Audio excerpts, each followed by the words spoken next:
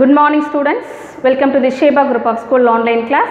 Today we go for the same lesson of solutions and today concept is that is colligative properties. First of all we have to know about what is the properties of colligatives. That is you have to just consider that is a pure water. So that is the pure water, it's absolutely that is a taste test. So அந்த டேஸ்ட்லெஸ்ஸாக இருக்கக்கூடிய அந்த pure வாட்டரை நீங்கள் ஏதாச்சும் ஒரு சப்ஸ்டன்ஸை போட்டு add பண்ணுறீங்க அப்படின்னா that is have to make the solutions. For example have to add on the sugars. So that is obviously that is sugar solutions.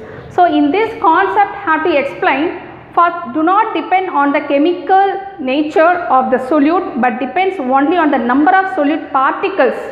So this is the properties of colligative. Okay, so when added the sugar becomes the sweet taste. If you have to add it for any salt that is the salty taste irko. So that will be depending on that solute particles. That is the main thing for properties of colligatives. So in this colligative properties have to define the derivatives. From this formula is determination of the molar mass for the weights from the relative lowering of vapor pressures. So in the previous video we had to learn about that the high pressures what will happen, it's depending on that high pressures it will be changed in that difference distance you have to find out for the page number already explained for the page number 42. So the same way what will happen about the lower pressures, that also can explain the same apparatus looking like that the page number 50 we can see the pressures that the lower pressures it will be the equilibrium or not. Say definitely it's depending on that not equilibrium for the lower pressures. So for the solvent alone, so solvent மட்டும் இருந்து அதிலிருந்து வரக்கூடிய pressures-னால என்ன மாதிரியான variations இருக்கு. If suppose if you added the any solution, for example water மட்டும் வச்சு அதிலிருந்து வரக்கூடிய வேப்பர்னால என்ன டிஃப்ரென்ஸ் இருக்குது. அப்படி இல்லை அப்படின்னா அந்த வாட்டரில் நீங்கள் ஏதாச்சும் ஒரு சொல்யூட் ஆட் பண்ணிவிட்டு அதுலேருந்து வரக்கூடிய வேப்பரில் இருக்கக்கூடிய டிஃப்ரென்ஸ் அந்த ப்ரெஷர் என்ன டிஃப்ரென்ஸ் கொடுக்குது அப்படின்றது தான் இந்த அப்பேரட்டஸ் நம்மளுக்கு எக்ஸ்பிளைன் பண்ணுது.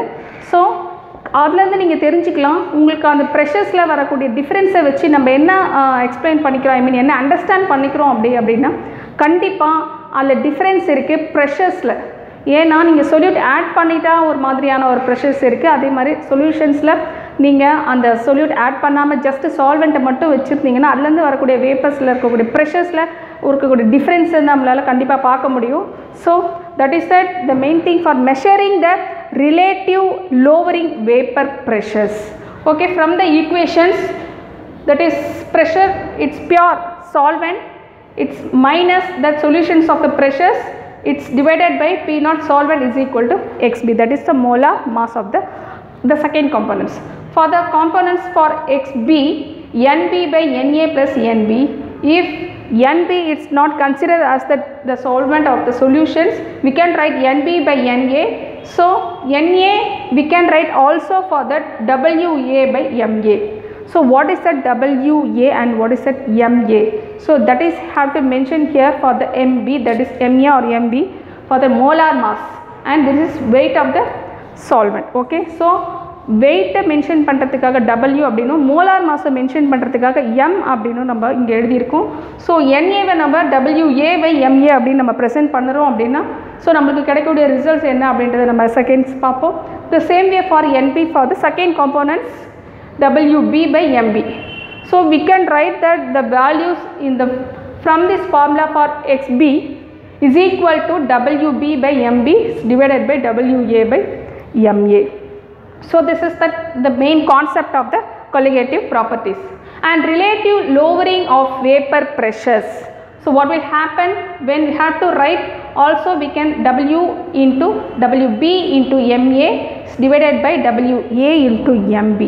So this is the relative lowering pressures formula. Okay, in this formula I have to continue this the same way for the elevation of boiling point. So இதே மாதிரி elevation of boiling point நம்ம எப்படி நம்மளால define பண்ண முடியும் அப்படின்னா எப்படி vapour ப்ரெஷர்ஸ்க்கான ஒரு டெரிவேஷன்ஸ் இருக்கும் அதே மாதிரி elevation of boiling pointக்கும் நம்மளுக்கு என்ன இருக்குது எஸ் ஃபார்முலாஸ் இருக்குது, that is delta TB. So obviously T that is the temperatures. So for that components TB minus TB naught. So that is a general thing. So we have to derivation for the TB also is proportional to the M. So that is that small letter m. Capital letter M means we can explain about the molar mass நம்ம சொல்லுவோம். Suppose small letter m அப்படின்னு வந்துச்சுன்னா that is molality. So நம்ம வந்து ஸ்டார்டிங்கில் பார்த்துருக்கோம் molality normality அதோட டெஃபினிஷன்ஸில் பார்த்தோம் இல்லையோ. ஸோ இந்த இடத்துல வந்துட்டு the m is the concentration of the solutions they expressed in molality. So that is that small letter m. So நம்ம வந்துட்டு அந்த டெம்பரேச்சர்ஸை வந்து நம்ம இந்த மொலாலிட்டிக்கு ஈக்குவலாக நம்ம எக்ஸ்ப்ரெஸ் பண்ணுறோம் அப்படின்னா we have to write down for that equal for constant. Using the constant in a delta TB is equal to KBM. So obviously KB அப்படின்றது உங்களுக்கு கான்ஸ்டன்ட் அப்படின்றது நான் சொல்லலைனாலும் உங்களை அண்டர்ஸ்டாண்ட் பண்ண முடியும். So elevation constant you just mention and if consider the molality is the value 1 அப்படின்னு நம்ம எடுத்துக்கிட்டால் கண்டிப்பாக delta TB is equal to கேபின்னு கிடைக்கும். ஓகேவா?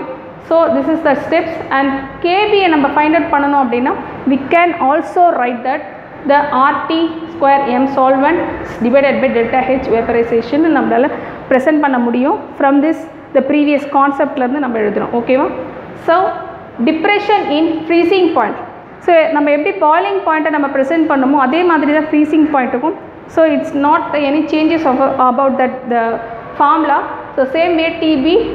ஸோ நம்ம ஆப்வியஸ்லி நம்ம என்னென்னு போடுறோம் டிஎஃப் அப்படின்னு போடுறோம் is equal to KFF. So boiling பாயிண்ட்டுக்காக டிபி, ஃப்ரீசிங் பாயிண்ட்டுக்காக டிஎஃப் அப்படின்னு நம்ம மென்ஷன் பண்ணோம். பட் ஃபார்முலாஸ் எல்லாமே உங்களுக்கு சேமாக தான் வரும். So delta TF is equal to KFM, that is molality. Okay, and determination of molar mass of solute from depression in the freezing point. So இந்த டிட்டர்மினேஷன்ஸ் நம்ம எப்படி பண்ணுறோம் அப்படின்றது பார்க்கலாம். டிப்ரெஷன் ஃப்ரீசிங் பாயிண்ட்லேருந்து. ஸோ அதுக்கும் நம்மளுக்கு ஒரு ஸ்மால் டெரிவேஷன்ஸ் இருக்குது. ஸோ இந்த லெசன்ஸில் பார்த்திங்க அப்படின்னா எல்லாமே ஒரு எக்ஸ்ப்ளனேஷன்ஸ் வித் டெரிவேஷன்ஸோடவே இருக்கும். ஸோ சொல்யூஷன் அப்படின்றது நம்ம ஜஸ்ட்டு ஒரு சால்வெண்ட்டில் ஒரு சொல்யூட்டை மேக் பண்ண சொல்யூஷன் அவ்வளோதான் அப்படின்னு நமக்கு ஜென்ரலாக தெரியும். பட் இதில் எவ்வளோ காம்ப்ளிகேஷன்ஸ் இருக்குது, சொல்யூட்டை டிபெண்ட் பண்ணியிருக்கு, சால்வெண்ட்டை டிபெண்ட் பண்ணியிருக்கு, ப்ரெஷரை டிபெண்ட் பண்ணியிருக்கு, டெம்பரேச்சர்ஸ், கான்சன்ட்ரேஷன்ஸ், இந்த மாதிரி எவ்வளோ டிஃப்ரென்ஸ் நம்ம பார்க்குறோமோ ஸோ அதுக்குண்டான ஒரு டெரிவேஷன்ஸ் தான் நம்மளுக்கு இருக்குது. ஸோ நம்ம ரொம்ப டீப்பாக நம்ம அந்த சொல்யூஷன் லெசன்ஸில் பார்க்கக்கூடியது என்ன அப்படின்னு பார்த்திங்கன்னா எல்லா விதமான சொல்யூஷன்ஸ்லேயும் என்ன விதமான கேரக்டர் இருக்குது, ஸோ அதுலேருந்து நம்ம எப்படி ஒரு விஷயத்தை டிட்டர்மைன் பண்ணணும் அப்படின்றதுக்கான எல்லா டெரிவேஷன்ஸும் நம்ம இந்த லெசன்ஸில் கொடுத்துருக்காங்க. ஸோ நீங்கள் என்ன பண்ணுறீங்க அப்படின்னா கண்டிப்பாக அந்த டைட்டில் கொஞ்சம் நல்லாவே நீங்கள் கேர்ஃபுல்லாக படிக்கணும். So depending on that the questions அதுக்கப்புறம் தான் நீங்கள் டெரிவேஷன்ஸ் எழுதுகிற மாதிரி இருக்கும். ஏன்னா மோரோவர் எல்லாமே கொஞ்சம் சேமாக இருக்க மாதிரி இருக்கும், கன்ஃபியூஷன் இருக்காது. ஏன்னா கொஷின்ஸ் நீங்கள் அண்டர்ஸ்டாண்ட் பண்ணிங்க அப்படின்னா மட்டும்தான் அதுக்குண்டான நம்ம டெரிவேஷன்ஸை கரெக்டாக ப்ரெசென்ட் பண்ணுவோம். சரியா? ஏன்னா நான் அந்த சின்னதாக நிறைய நான் டெரிவேஷன்ஸ் இந்த லெசனில் சொல்லியிருந்ததுனால நான் உங்களுக்கு சொல்கிறேன். ஸோ கண்டிப்பாக கொஷினை டிபெண்ட் பண்ணி நீங்கள் ஆன்சரை படிக்கணும். So that is main thing. So coming to this depression of the freezing point. So determination of that the freezing point அப்படின்றது நம்ம எப்படி பார்க்கலாம் அப்படின்னா எஸ் obviously delta TF. So freezing point அப்படின்னா நமக்கு டெல்டா டிஎஃப்னு எழுதுவோம். So KF into WB into 1000 it's divided by MB into WA. So it's will come the small derivation. So நான் டேரெக்டாக உங்களுக்கு வந்துட்டு ஃபார்முலாஸ் எழுதியிருக்கேன். ஸோ நம்ம டெக்ஸ்ட் புக்கில் அந்த டெரிவேஷன்ஸோடு நம்ம ப்ரெசென்ட் பண்ணியிருக்காங்க. ஸோ இதிலேருந்து நம்ம MB that is molar mass எப்படி ஃபைண்ட் அவுட் பண்ணணும்னா ஜஸ்ட் இன்டர்சேஞ்ச் பண்ணால் போதும். ஸோ இந்த ஃபார்முலாவிலேருந்து இன்டர்சேஞ்ச் பண்ணுறோம் அப்படின்னா MB is equal to KB into WB into 1000 divided by delta TB into WA. So obviously W means the weight of the solvent and MB the molar mass of the solute. So you just mention what is the derivations அப்படின்றது. Okay, and coming to this the next concept of the lesson is Van Hoff factors. So Van Hoff factors இருக்குது. So அந்த ஃபேக்டர்ஸ்க்கு முன்னாடி ஒரு முக்கியமான ஒரு concept நம்ம பார்க்கலாம். அது என்ன அப்படின்னு பார்த்தீங்கன்னா osmosis and osmotic pressure. So that is one of the most important. ஏன்னா இந்த கொஷின்ஸ் வந்துட்டு லாஸ்ட் இயர் நான் ஒரு 2 times பார்த்துருந்தேன். ஸோ இந்த கொஷின்ஸ் கொஞ்சம் இம்பார்ட்டன்ட். இதோடைய மெத்தட் என்ன அப்படின்றதையும் அதோட ப்ராசஸ் என்ன அப்படின்றத ஃபஸ்ட் நீங்கள் அண்டர்ஸ்டாண்ட் பண்ணிக்கணும். So osmosis and osmotic pressures. So that is that osmosis, which is spontaneous process by which is solvent molecular pass through the semi-permeable membrane from the solutions of lower concentration to the higher concentrations. So in the permeable membrane அப்படின்றது ஒரு apparatus. இந்த membrane பார்த்திங்க அப்படின்னா ஒரு 2 partials இருக்கும்.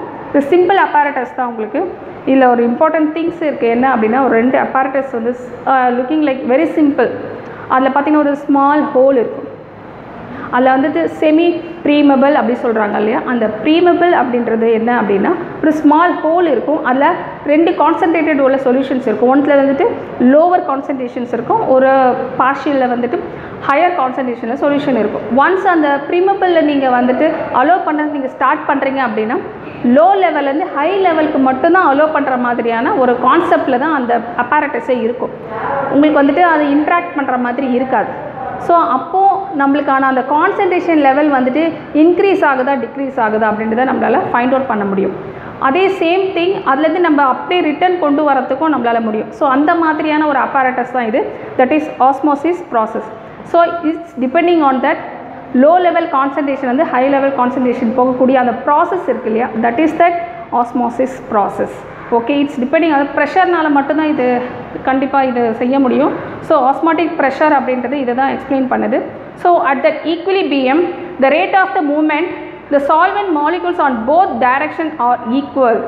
எவ்வளோ நம்ம வந்துட்டு அதுலேருந்து அக்செப்ட் பண்ணுமோ, ஐ மீன் எவ்வளோ மாலிகூல்ஸ் நம்ம உள்ளே எடுத்தோமோ அதே மாலிகூல்ஸை நம்ம ரீட்டெயின் பண்ணி நம்ம திருப்பி எடுக்க முடியும். இப்போ கன்ஃபார்மாக ஈக்குவல் ஆகிறதுக்கான சான்சஸ் அந்த இடத்துல இருக்கும் இல்லையா. ஸோ அந்த ப்ராசஸ்க்கான diagrams we can see that page number 55 and osmotic pressure can be defined as the pressure that must be applied to the solution to top and through the semi permeable membrane. So இங்கே வந்து 2 டிஃப்ரெண்ட்டான உங்களுக்கு அந்த semi ப்ரீமபிள் மெம்ப்ரெயினோட apparatus இருக்குது. அதில் பார்த்தீங்க அப்படின்னா உங்களுக்கு ஒரு சேம் லெவல் ஆஃப் சொல்யூஷன்ஸ் தான் இருக்கும். ஒன்றுத்தில் கான்சன்ட்ரேஷன் இல்லாமலும் ஏன்னா ரெட் அண்ட் ப்ளூ இருக்கும், ஒன்று ஜஸ்ட் டைலூட் அதில் வெறும் ப்ளூ மட்டும்தான் இருக்கும். ஸோ அப்போ அலோவ் பண்ணுறப்ப உங்களுக்கு அந்த டைலூஷன்ஸ்லேருந்து கொஞ்சம் நம்ம என்ன பண்ணுறோம் கான்சன்ட்ரேட் கொண்டு வரும், மறுபடியும் அதுலேருந்து ரீட்டைன் பண்ணி சேம் பிளேஸ்க்கே கொண்டு வரும். ஸோ அதோடைய ஒரு பியூட்டி அப்படின்னு சொன்னால் அந்த செமி ப்ரீமபிளோடது ஒன் வே மட்டும்தான் நம்ம அலோவ் பண்ண முடியும், அந்த மாதிரியான ஒரு அப்பாரட்டஸ் இது. ஸோ இந்த ப்ராசஸ் வந்து ஆஸ்மாசிஸ் ப்ராசஸ் சொல்கிறோம். இதில் வந்து பார்த்தீங்கன்னா நார்மல் ஃபார்முலா பார்த்தீங்கன்னா pi is equal to CRT. It will be explain about the osmosis process. CRT here C means concentration of the solution in molarity. So have to consider for the molarity and molality. ரெண்டுத்துக்கான difference இருக்குது. மொலாலிட்டினா வேறு, மொலாரிட்டினா வேறு. உங்களுக்கு அந்த definition நீங்கள் ஹோம்ஒர்க்ஸில் எழுதுகிறப்பவே உங்களுக்கு தெரிஞ்சிருக்கும். So C the concentration of the solution molarity and T that is a temperature and R is gas constant. So we can write that the value of pi is equal to CRT. C அப்படின்னா உங்களுக்கு N/V அப்படின்றது நம்ம already படிச்சிருக்கோம். So அந்த ஃபார்முலாவில் நம்ம இப்போ implement பண்ணுறோம் அப்படின்னா pi is equal to N/V, அதாவது சிக்கு பதில் N/V அப்படின்னு நம்ம அப்ளை பண்ணிவிட்டு RT அப்படின்னு எழுதணும். அப்போ pi V is equal to NRT அப்படின்னு கிடைக்கும்.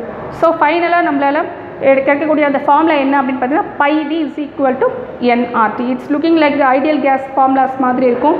PV is equal to NRT, that is ideal gas equation. So the same way pi V is equal to NRT, that is the difference. கொஞ்சம் difference அதை நீங்கள் match பண்ணி படிச்சிங்க அப்படின்னா கொஞ்சம் கூட ஞாபகத்தில் இருக்கும். ஓகேவா?